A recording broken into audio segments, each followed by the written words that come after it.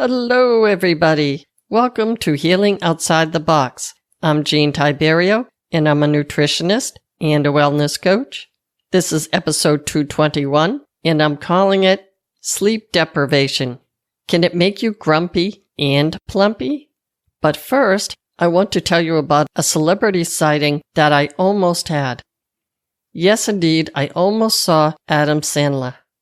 As it turns out, Adam Sandler, Kevin James, and Jennifer Aniston are filming a movie called HOTB Halloween right here in Salem, Mass. Now, Salem, as it's the witch city, generally hosts a bunch of movies in the Halloween genre. But this one, called HOTB Halloween, is going to be filmed on the Common, which is right outside my window in this room. What they did basically is they made Halloween in July and now August, setting up orange lights and all those little booths with fried dough and whatnot. And they also did some filming inside the Witch Museum, which if I really strain, I can see out my window right here towards the left. So the day they were rumored to be out there filming, I rode out on the Common in my wheelchair with my aide, and we went looking for Adam Sandler. There was a rumor that he was going to start filming around 9 p.m. So we waited and waited, being generally nosy and talking to the crew. And then, all of a sudden, the buses came. And people were like, is that his bus? Is that his bus? And they'd go running, or in my case, wheeling towards that side of the Salem Common to see if it was his bus. And there was one bus on one side of the Common. And then my aide and I turned around, and there was a big yellow bus with a black van of some sort. They all looked the same to me. And we both thought, this is him. So we went wheeling and running down to that side of the Common. And sure enough, he gets out of the big yellow bus and goes into the little black van and then drove out on the Common. So we could see a person far off in the distance that may or may not have been Adam Sandler. As we were giving up and heading back in, we did hear some cheering, so that probably was him. We were out there watching when they were filming inside the Witch Museum, and we waited and waited. They had some extra teenagers that they hired to be school kids, so these poor kids had to wear sweatshirts and backpacks in the 85-degree heat because it was supposed to be Halloween. But once again, we gave up on the Adam Sandler sighting and went over to talk to the crew. That was actually pretty fun. One of the cooks that was preparing the spread said, "You know what? We got plenty. Why don't you join us?" "Well, you don't have to ask me twice." So I said, "Sure. And if you want, you can use my restrooms." And he said, "Great." But they actually never did. So we sat with the extras. It was Mexican day, so we had tacos and empanadas. But once again, no Adam Sandler. So after having a nice little meal with the extras, we went back home. Because after all, I was really waiting for Jennifer Aniston, and she wasn't around. Soon as we got in, my aide looks out the window and says, "Oh my God, that's Kevin James." Well, once again, too little, too late. But we had fun talking to the townies and eating tacos. Okay, so back to the podcast. Now, there may not be an obvious link between sleep deprivation and your weight, but there's some new research out showing just how important sleep is for your mood, your mental performance, and overall health and wellness, in particular when it comes to your weight. So what we're talking about is not necessarily cause and effect, it's more a tendency for this or that to happen. Many studies now show that people who have a short sleep duration simply weigh more. As the levels of chronic sleep deprivation have increased over the last 50 years, so has the growing obesity epidemic. Again, we can't claim that one causes the other, but we people in the nutrition field have ways to look at whether or not there is a correlation. And many people have done just that. There are experts that now see lack of sleep as an independent risk factor for weight gain and obesity. That appears to be especially true of women. I'm not sure why that is the case, but if I were to go out on a limb and guess, I would say that there may be differences in the way men and women handle stress. In other words, if men are overtired and frazzled, they may reach for a highball rather than a little Debbie Swiss roll. So they've got a drink in their hand with a little twist of a line and a lampshade on their head, whereas the women have chocolate and fake whipped cream all over their face. I know you can picture it. The comedian Bill Maher used to say something like, "I don't know this for a fact, I'm just saying." One large analysis of 45 studies, which included over 600,000 people, states, quote, "Studies from around the world show a consistent increased risk of obesity among short sleepers in both children and adults." Close quote. The increased risk were 89% for children and 55% for adults. I guess children don't have the highball option. I don't know this for a fact, I'm just saying. The overall data in that study suggests that a reduction of 1 hour of sleep per day would be associated with about 1.4 kilograms of additional weight. For those who hate the metric system, that's about 3 pounds. Right now, 40% of American adults say that they get less than 7 hours of sleep per night, and 7 to 9 hours is basically what is recommended. I find this amusing because I'm proud of the fact that I get as much sleep as I possibly can, but people like to brag about not getting much sleep, like it's a badge of honor. I don't know this for a fact, I'm just saying. So how does sleep deprivation lead to weight gain exactly? Overall, there are 2 main ways, and then we'll break down each of those ways that we think lack of sleep may contribute to weight gain. It increases caloric intake, and it decreases your ability to burn off calories. Alright, let's go with the first. It increased caloric intake by first allowing more time available to eat. In other words, you're eating during the night. And it also messes up your hunger hormones. Some researchers suggest that the longer the time you're awake, the more opportunity you have to eat, or most specifically, to snack. And we know that there's a separate category of food we call nighttime snacks. What do sleep-deprived people tend to snack on? You guessed it. High-fat, sometimes high-carb foods with less protein and less fiber. I think common sense tells us that most people, when they get up to watch TV because they can't sleep, generally get a snack.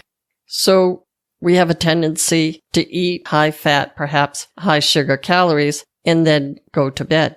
If we don't burn those calories when we eat them, we store them, which of course can lead to weight gain. At least one study shows that eating at night increases the time it takes the average person to fall asleep. When we eat at night, it takes a few hours to metabolize those calories. For some reason, this is especially true for women. So there's a bit of a vicious cycle in play here. Now, the other issue is that a lack of sleep can mess with your hunger hormones. I find this interesting. Many people who sleep less tend to eat more calories throughout the day. And this is not only due to increased time available for snacking, but also because of how lack of sleep can interfere with hormones that control hunger and satiety. Okay, but how does this happen?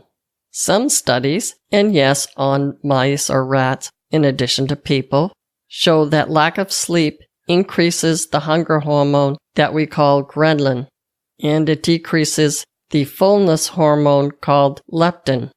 Leptin is released from your fat tissue, and it signals your brain that you've had enough. So if you have less leptin, you don't feel full. If you're wondering why things like this happen, remember that our bodies have been built to withstand starvation at all costs. And the people that do that the best survive periods of famine, and they live on to have babies. In other words, our genes haven't caught up with the fact that we have refrigerators. These changes can clearly lead to more eating and eventually weight gain. You could look at it this way. The complex balance of wake, sleep, hunger, satiety, calmness, stress has all been thrown out of whack by a chronic lack of sleep. The cycle of sleeping and waking should be a natural thing. When we get tired, we close our eyes and fall asleep. This complex balance that our amazing bodies are seeking gets thrown off with something called an alarm clock, and a barking dog, and what have you. And yes, In the real world, we have to get up to work at a specific time. But our bodies don't know that. And maybe the stress of living in the modern world can create this insomnia as well. People have argued that living on a farm hundreds of years ago was physically demanding and our bodies were exhausted. As soon as we laid our head on the pillow, we were asleep. In the old days, during the winter, we needed more time for our hunting and gathering, for sure. But today, this doesn't serve us well, and it tends to make us overshoot our energy needs and take in a bit more than we actually need. Okay, the second thing is that a lack of sleep may slow our metabolism. Let's take a look at this. Research is just emerging on this topic, but it seems to show that sleep deprivation may lower your energy expenditure and body temperature. This means that your body may actually burn less fuel at rest during the days when you're sleep deprived. When you burn less, you store more. Another way that we may be slowing our metabolism is that a lack of sleep reduces exercise. We all know how tired we feel after not getting enough sleep. And do we feel like going to the gym when we're exhausted? So sleep deprivation can reduce the motivation to exercise. After you stop exercising, you continue to burn calories at a faster rate, so it even helps when you're resting after you've exercised. So your metabolism is slower and you're burning fewer calories. So that was the bad news. Now here's the good news. Lack of sleep is considered a modifiable risk factor. Fancy words for saying that we can do something about it. I know. You've got 4 kids, 2 dogs, a parakeet, and an hour commute to work. No one is saying that this is easy. But as JFK said in one of his more memorable speeches, and I'm paraphrasing here, I think it was when he was talking about going to the moon, we do these things not because they are easy, we do these things because they are hard. So the more challenging the fight, the greater the accomplishment. And by the way, we do have some control over our ability to make change. I have a podcast episode on stages of change, and I'll link it in the show notes. And I'll also link a bunch of the references that I've referred to.